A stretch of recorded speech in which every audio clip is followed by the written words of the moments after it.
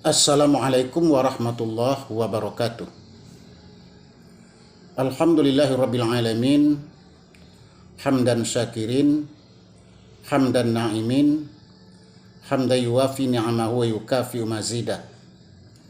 Ya Rabbana lakal hamdu kama yanbaghi li jalali wajhikal karim wa 'azimi sultanik. Asyhadu an la ilaha illallah wahdahu la syarikalah. Wa ashhadu anna sayyidana wa nabiyana Muhammadan abduhu wa rasuluh. Allahumma shalli ala sayyidina Muhammad wa ala alihi wa sahbihi ajma'in, amma ba'du.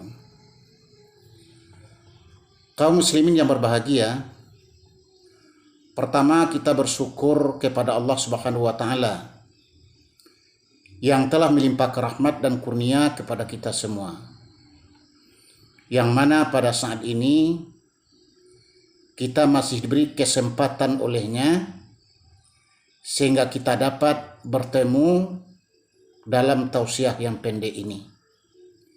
Mudah-mudahan pertemuan kita kali ini akan diberikan oleh Allah Subhanahu wa taala rahmat dan berkah. Amin ya rabbal alamin. Kemudian selawat dan salam kita kirimkan kepada arwah junjungan kita Nabi Muhammad sallallahu alaihi wasallam, yang mana beliau telah bersusah payah di dalam membimbing umat manusia dari alam kejahilan kepada alam yang penuh dengan ilmu pengetahuan. Kaum muslimin yang berbahagia, sesungguhnya kita senantiasa mendambakan kehidupan yang bahagia. Seorang ayah mendambakan keluarganya, istrinya, dan anak-anaknya dalam keadaan bahagia. Dan seorang ibu juga demikian, ingin merasakan kebahagiaan dalam rumah tangganya, dengan suaminya, dengan anak-anaknya, bahkan dengan cucu dan cicitnya. Kaum muslimin yang berbahagia, bagaimanakah sebenarnya kita akan dapat menciptakan rumah tangga bahagia itu? Sebetulnya Islam mengajarkan kepada kita, jauh sebelum kita mendirikan rumah tangga, Allah telah mengajarkan kepada kita, hendaklah kita senantiasa bermohon, berdoa kepada Allah Subhanahu wa taala supaya kita mendapatkan pasangan hidup yang baik, mendapatkan zuriat, keturunan yang baik. Itu harus kita mintakan kepada Allah Subhanahu wa taala. Sebagaimana firman-Nya dalam Al-Qur'an, doa yang diajarkan kepada kita, Rabbana hab lana min azwajina wa zurriyatina qurrata a'yun waj'alna lil muttaqina imama. Yang artinya, ya Allah, ya Tuhan kami, berikan kepada kami istri-istri dan zuriat keturunan kami yang dapat menyenangkan pandangan mata kami, dan jadikan kami, ya Allah, pemimpin bagi orang-orang yang bertakwa kepada Engkau. Kaum muslimin yang berbahagia, inilah doa yang harus kita panjatkan kepada Sang Pencipta, kepada Allah Subhanahu wa taala, sebelum kita mencari jodoh kita sendiri.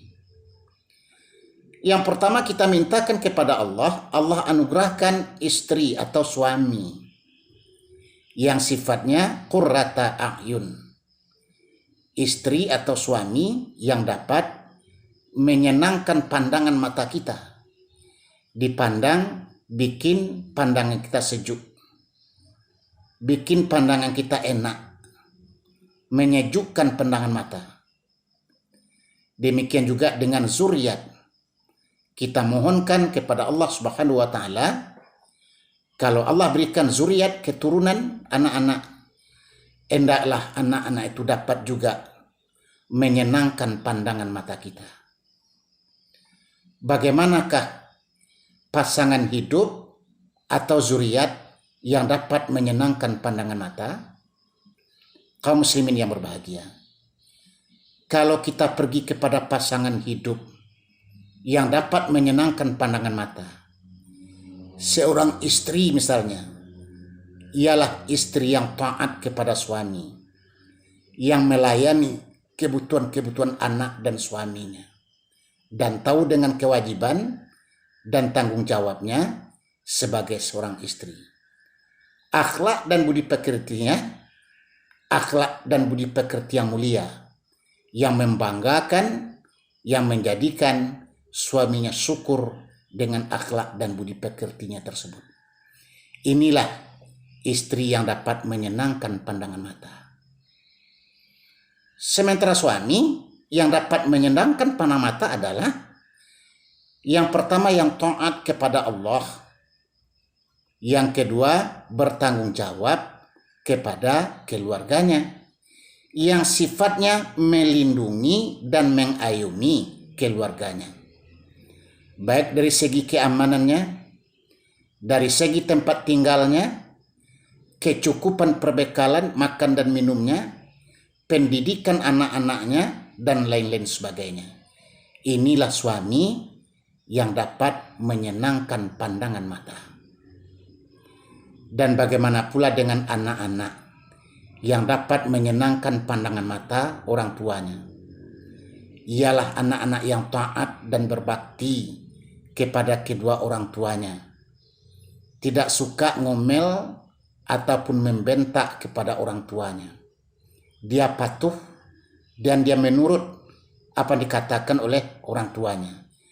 Di samping itu dia menjadi kebanggaan orang tuanya dari segi akhlak, budi pekerti, pergaulan, dan kepintarannya, rajinnya dalam belajar dan dalam menuntut ilmu. Inilah anak yang dimaksudkan oleh ayat Al-Quran tadi, yang dapat menyenangkan pandangan mata orang tuanya. Kaum muslimin yang berbahagia, inilah yang harus kita ciptakan dalam kehidupan rumah tangga kita, supaya kita mendapatkan rumah tangga yang berbahagia, rumah tangga yang as-sakinah. Andaikan kita tunaikan kewajiban-kewajiban masing-masing anggota keluarga tadi, maka dengan sendirinya rumah tangga itu akan menjadi rumah tangga yang berbahagia, rumah tangga yang sifatnya as-sakinah. Kemudian sebagai orang tua, ayah dan ibu lagi ada punya kewajiban kepada anak-anak mereka. Apa kewajiban kita sebagai orang tua kepada anak-anak kita? Tercermin dalam satu hadis kaum muslimin yang berbahagia, yang mana pernah Nabi bersabda, haqqul waladi ala waladi, kewajiban orang tua kepada anak-anaknya. Yang pertama kata Nabi, ayyahsinu asma, berikanlah nama yang baik kepada anak tersebut. Artinya kalau anak itu lahir ke atas dunia, diberikan kepadanya nama yang baik, nama yang bisa menjadi kebanggaannya. Ada orang mengatakan, apalah arti sebuah nama? Tetapi di dalam Islam, nama itu sangat penting. Karena apa nama yang kita pakai di atas dunia ini, itu jugalah nama yang akan dipanggilkan untuk memanggil kita nanti di akhirat. Maka kita harus mencarikan nama yang bagus untuk anak-anak kita. Kalau sebagai orang yang beriman, nama yang islami, nama yang ada pengertiannya, ada maksudnya. Bahkan dikatakan oleh Nabi, nama itu harusnya separuh doa. Artinya ada pengertian dan ada pengertian baik di dalamnya. Karena setiap orang memanggil nama seseorang, maka panggilannya itu menjadi doa bagi orang yang dipanggil tadi. Kaum muslimin yang berbahagia, yang kedua, wa yu'allamahul kitabah, mengajar anak kita membaca kitab. Kitab suci Al-Quran, kitab Allah. Ini kewajiban kita sebagai orang tua kepada anak-anak kita. Kalau ini kita tunaikan, tentulah anak kita akan menjadi anak yang saleh, menjadi anak yang baik. Itu yang kita harapkan. Kemudian diajarkan, dikatakan bahwa kewajiban kita kepada anak kita adalah wa'adabah, mengajarnya beradab dan berakhlak. Dan kita masih ingat di waktu kita masih kecil, bagaimana orang tua kita mendidik kita berakhlak dan beradab ini. Kalau duduk, bagaimana caranya duduk diajarkan. Kalau mau makan, bagaimana caranya makan pun diajarkan. Makannya dengan tangan kanan, duduknya harus bersila kalau bagi yang laki-laki, bersimpuh bagi yang perempuan. Ini diajarkan dan ini semuanya akhlak, adab. Karena adab itulah yang membedakan kita dengan makhluk-makhluk Allah yang lain. Kemudian diajarkan kepada kita lagi dalam hadis ini bahwa kewajiban kita kepada anak-anak kita adalah wassabahah warramaya, mengajarnya memanah dan berenang.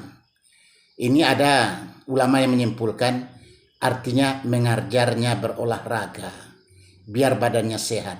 Berenang itu berolahraga. Memanah itu adalah juga berolahraga. Olahraga memanah.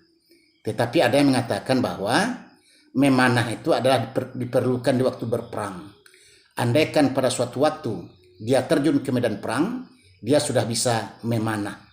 Dan berenang itu adalah senjata supaya dia jangan tenggelam di tempat-tempat tertentu. Andaikan ada dia menempuh perjalanan yang jauh. Maka ini kedua-duanya penting dan harus kita ajarkan kepada anak-anak kita. Kemudian dikatakan oleh Nabi, wa alla yarzuqahu illa thayyibah. Orang tua wajib untuk memberikan kepada anak-anaknya makanan-makanan yang baik lagi halal. Yang halal belum tentu baik. Yang baik belum tentu halal. Yang baik belum tentu halal, misalnya beras itu bagus, beras yang wangi, tetapi dia itu tidak halal karena mendapatkannya dengan cara mencuri. Itu namanya baik tapi tidak halal. Atau dia halal tapi tidak baik. Seperti bangkai ikan yang sudah busuk misalnya, yang sudah ada kuman-kuman di dalamnya, ada baksil-baksil di dalamnya yang bisa mendatangkan penyakit kalau kita makan. Sedangkan bangkai ikan itu adalah halal. Tetapi karena sudah busuk, sudah berulat, maka tidak baik untuk kita makan. Maka yang diperintahkan kepada kita adalah berikan yang halal lagi baik, yang baik lagi halal. Kemudian yang terakhir, kewajiban kita sebagai orang tua kepada anak-anak kita adalah wa anna yusawijahu idza adrak, mengawinkan dia kalau dia sudah memperoleh jodoh. Dan ini tugas kita yang terakhir kepada mereka. Dan mereka kalau sudah kawin menunjukkan dia sudah dewasa, maka dia akan dapat mengendalikan kehidupannya sesudah itu, mendirikan rumah tangga dan menjadi orang yang dewasa yang juga sudah berkeluarga. Kaum muslimin yang berbahagia, inilah yang harus kita lakukan dalam membina rumah tangga kita, supaya kita mendapatkan rumah tangga yang berbahagia di dunia, tetapi tidak menjadi beban bagi kita di akhirat. Anak-anak kita tidak mengumpat kepada kita, tidak jengkel kepada kita, karena kita sudah mendidiknya dengan baik, mengajarnya dengan betul. Dan demikian juga antara suami dengan istri, dan istri dengan suami, masing-masing menunaikan kewajiban dan menunaikan tanggung jawabnya. Maka dengan itu Allah akan karuniakan kepada kita rumah tangga yang berbahagia, rumah tangga yang as-sakinah, mawaddah, warahmah. Mudah-mudahan kita semua kaum muslimin akan mendapatkan rumah tangga yang berbahagia itu sebagaimana yang didambakan oleh semua orang. Mudah-mudahan kita dapat mengamalkannya dan dapat melaksanakannya supaya kita Allah berikan berkah dalam kehidupan kita dan mendapatkan rumah tangga yang berbahagia. Demikian kaum muslimin yang berbahagia, Mudah-mudahan tausiah yang singkat ini akan memberikan manfaat untuk kita semua. Terima kasih atas perhatiannya dan mohon maaf atas segala kekurangan. Wassalamualaikum warahmatullahi wabarakatuh.